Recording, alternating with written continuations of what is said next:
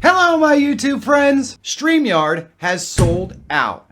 The top dog in browser-based live streaming has brand new owners. But what does that mean for Streamyard users and the browser live streaming community as a whole? Well, today we're going to get into that and tell you probably the kind of changes that you're going to see. So you know what? Let's get to it!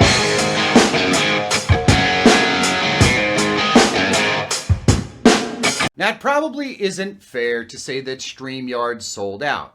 At least, not this time. Cashed out is probably more appropriate. See, Streamyard was developed by a small team that already was acquired back in 2021 for $250 million. Hopin, the company that purchased Streamyard back in 2021, mostly left the team alone to continue the growth that was being supplied by the pandemic and all the lockdowns. Now those days are long gone and Streamyard's explosive growth has died down with it. Streamyard is being acquired by Bending Spoon, a company leaning into AI integrations.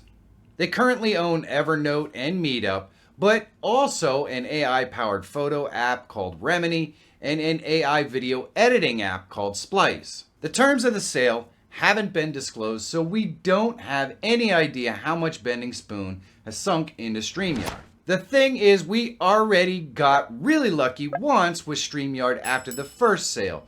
Things continued pretty much the same. Hopin took the tech and applied it to its other platforms and pretty much left Streamyard alone to continue as if nothing had happened. In doing so, we never really saw much development on Streamyard, but we also never got price hikes. In fact, I think we owe Hopin and Streamyard a big thanks for sticking to their price. Because they're the leader of the pack sales-wise, this forced other browser-based live streaming apps like EDMukes and Restream to hold their prices back as well. I don't think we're going to be so lucky this time around. Bending Spoon, on the other hand, has products that are all over the place. In other words, Streamyard is just another app to them. And when big companies buy assets, usually the goal is a return on that investment. So this is what we can expect. Initially, we probably won't see much change, usually around 6 months or so. A lot of times, it's actually on the sales contract to keep the current staffing for a certain period of time. But really, this is so they can see how things are run.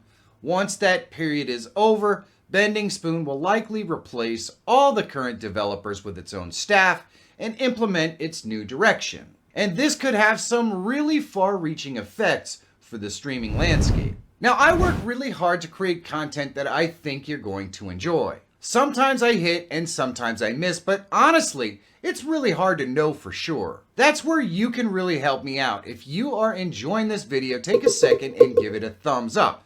And if it's not your thing, that's fine. Give it a thumbs down. If everyone watching this right now does that, it literally tells me the direction to take my content in the future. And I really do appreciate that, so thanks. Let's get back into it. Once the first 6 months have passed, it's very likely the price is going to go up. I mean, the main goal of acquiring another company is more profit. This could give other platforms the out to raise their prices too, making browser streaming more expensive for everyone. Now, Streamyard is also sponsored to a lot of awesome creators, and it has a really good affiliate program. These are all company expenses that could just disappear, leaving all those creators with less income. Possibly the biggest loss might just be the simplicity and charm of the Streamyard software. While I personally may have occasionally complained about the glacial development pace at Streamyard, they've never lost sight of what the software is. A streaming app designed to be so simple your grandma could figure out how to live stream her bingo games. And the messaging and everything always has been centered around this kind of family-run, approachable, simple charm. Let's hope that we don't lose that simplicity and charm. The streaming landscape would be a lot worse without it. What do you guys think is going to happen now that Streamyard has been acquired? Let me know down below in the comments. I'm really interested in what you think. And if you want to learn more about how to use Streamyard in 2024, you should check this video out. And if you're always looking for tools, tips, and tricks to help make you a better live streamer or YouTuber, subscribe to the channel. My name is Michael Feyrer Jr. Thank you so much for watching. Have a great day, and I'll see you in the next one.